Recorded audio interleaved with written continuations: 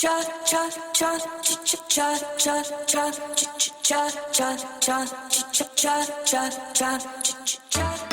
everyone, it's Tracy Steen of Move Daily Fitness. Okay, in today's video, we're gonna talk about the carb tipping point.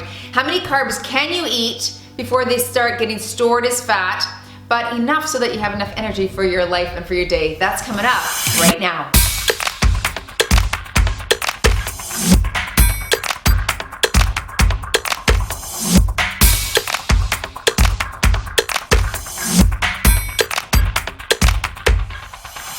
All right, let me just first start off by saying that this is not an easy topic to discuss. Okay, every time you look in the news or on Facebook or on Twitter, things are changing in the diet and nutrition world.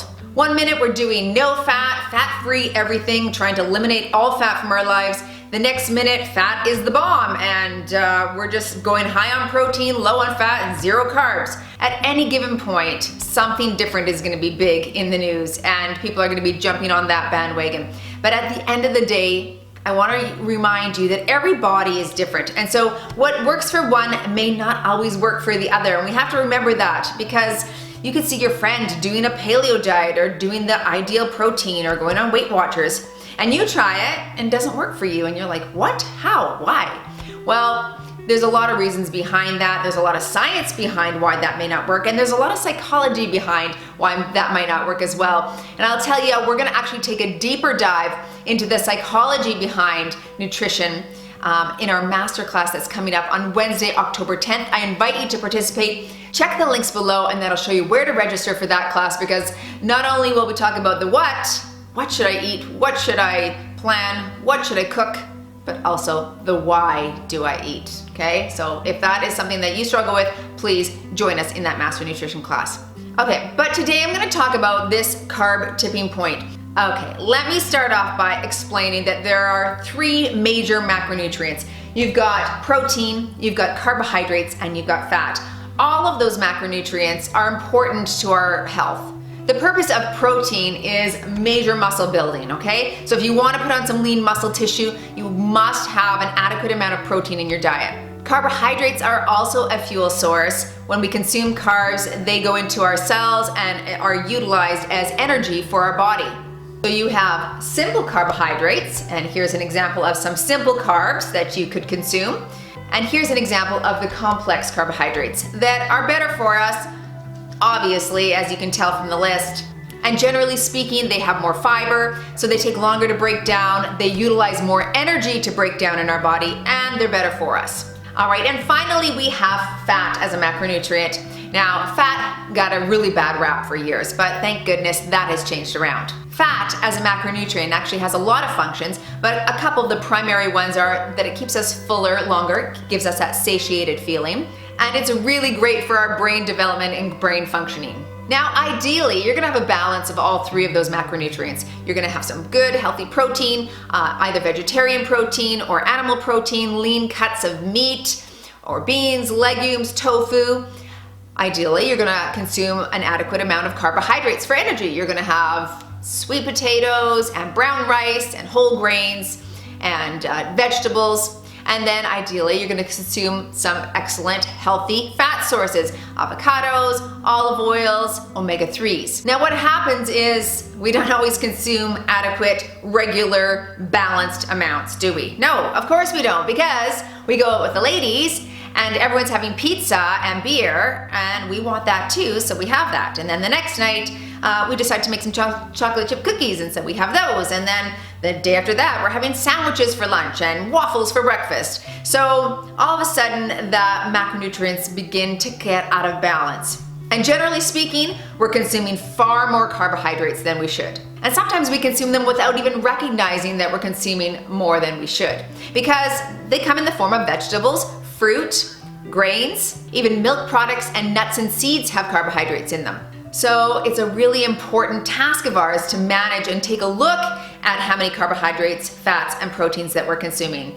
And that is, in essence, being aware of your macro count, your macronutrient count. So once we are aware of how many carbohydrates are in a product, it's easier then to determine if we're tipping the scales and consuming more carbohydrates than we should. If you think of your body like a scale and your consumption of carbohydrates, we need enough carbohydrates, right, to give us energy, to satiate us, to make us feel full, to empower our workouts. But the minute that we have too many, all of a sudden it tips the scales, right? And any extra carbs in our body get stored as fat. So that's how we start to gain weight, is then when we have an excess of carbohydrates that aren't used up by our body through our daily activities. That's why exercise is so important, because you can use up a bunch of those carbohydrates while you're doing exercise. That's what burning calories looks like. But if we have a sedentary lifestyle and we consume too many carbohydrates, all of that excess is just gonna get stored over into fat, and then now we have an issue with our weight gain. Okay, when we talk about this carb tipping point, oftentimes we think we're eating really healthy, and we probably are. Maybe we're eating lots of fruits and vegetables, grains and protein, but if you are looking to lose body fat, you have to really be mindful of how many carbs are in each item. That's why getting a carb tracker like the one that I've listed below is a really great idea.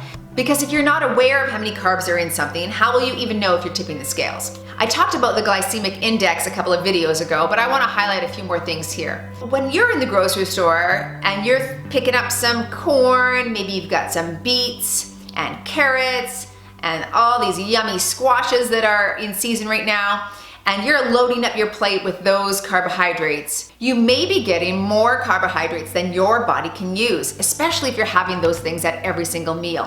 Now, I'm all about balance and choosing fruits and vegetables over candy and candy bars, but if you want to lose body fat, you have to be really mindful of how many carbohydrates are in your fruits and vegetables. So, for an example, you could go into the grocery store and choose things like cucumber, broccoli, cabbage, Brussels sprouts, green beans. All of those vegetables are really high in water content and really low on the glycemic index. That means their sugar load is low, which means their carbohydrates are low. Now, fruits and vegetables like apples, bananas, pears, corn, beets, turnips, root vegetables, white potatoes, their sugar load is a lot higher, and so again, your carbohydrate content is going to be higher. It's going to spike your insulin levels up, and unless you use all that extra carbohydrate energy in your workouts or in your daily activity, anything that's excess gets stored as fat. Now, another tip that's really important to remember is that if you decide to cut down on your carbohydrates, so instead of having them at every single meal, maybe you have it at 1 or 2 meals a day, then make sure that when the carbs are low, the healthy fat is higher. Okay, so choosing things like seeds, nuts, olive oils, avocado, and adding those things to your meal will actually help you feel satiated. They will help you feel fuller longer. Okay, that's a little overview of your carb tipping point and how to look at your foods and make sure that you are balanced in your choices, and to remember that you need to watch that carb level. On average, they say if you are going for fat loss, you want to lose weight, that your carb percentage, your protein percentage, and fat percentage should look like this. Again, that's different for everybody, and it is really contingent on what your activity levels are like during the day, your age, your sex, all of those things play a factor. That's just an average that you can get started with. Sometimes our carb content can be up around 60 to 80% and we had no idea. But it's all those little things that you just shove in your mouth, or all the drinks that you're drinking that aren't calorie free. Okay, those things add up. And even if it's fruits and vegetables like I just highlighted, you have to be mindful that balance is the key. And if you're going for fat loss, you've got to choose the ones that are higher in water content and lower in sugar. That's it for this video. I hope that was insightful for you. Please let me know if you have any questions in the comments below. Also, while you're down there, make sure that you check our show notes, because we are having this Master Nutrition class, and that registration is opened on Saturday, so I invite you to join us. The class is going to be next Wednesday, okay, at 11 a.m. Pacific Standard Time. So I know that's not going to suit everyone from overseas, but if it goes well, then we're going to host it again, and I'll probably post that here on YouTube as well for you to join in and check that out. All right, as always, go move daily in your fitness, wellness, and in today, your nutrition. I'll see you in the next video.